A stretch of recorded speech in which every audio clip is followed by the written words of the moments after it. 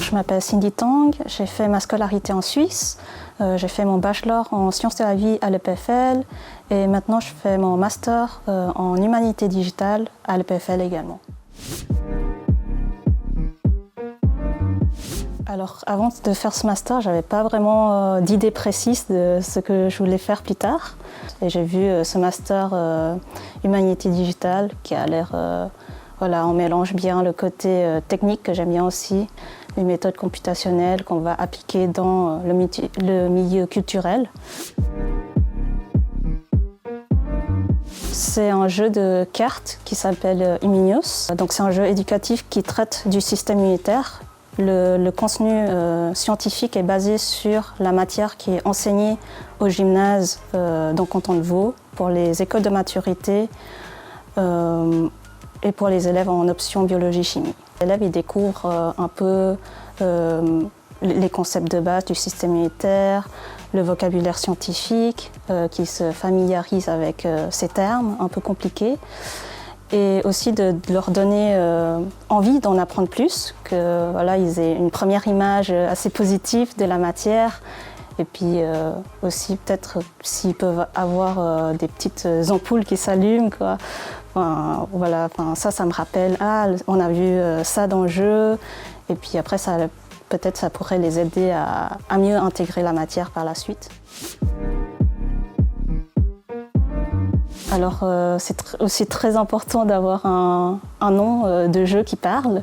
Donc le jeu il s'appelle Iminios. C'est une composition entre immunis qui veut dire immunité et puis unios qui veut dire union. Alors maintenant le jeu il est disponible sur un site web.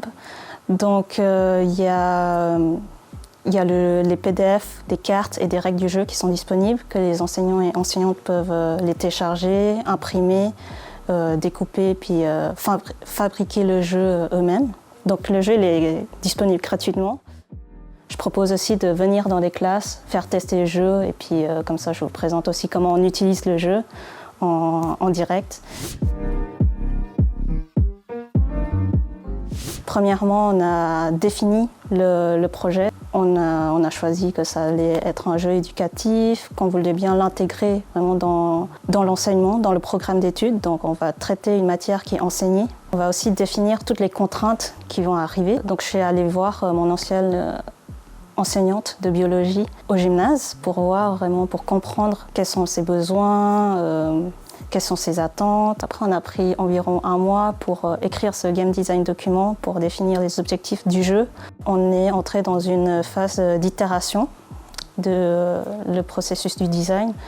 Donc, moi, j'ai séparé ça en peut-être 3 étapes où on a la réflexion, on va produire la production, donc on va produire le jeu, et puis après, on va tester le jeu, regarder ce qui va pas, et puis recommencer la boucle, quoi. Oui, alors je pense que c'est une belle opportunité de faire un projet de recherche durant son master. Déjà, ça nous permet de découvrir peut-être un sujet qu'on aimerait bien découvrir et qu'on ne connaît pas trop. Et aussi, je pense que quand on apprend le plus, c'est à travers des projets pratiques. Donc oui, je pense que c'est une belle opportunité pour juste découvrir ou même prendre de l'expérience.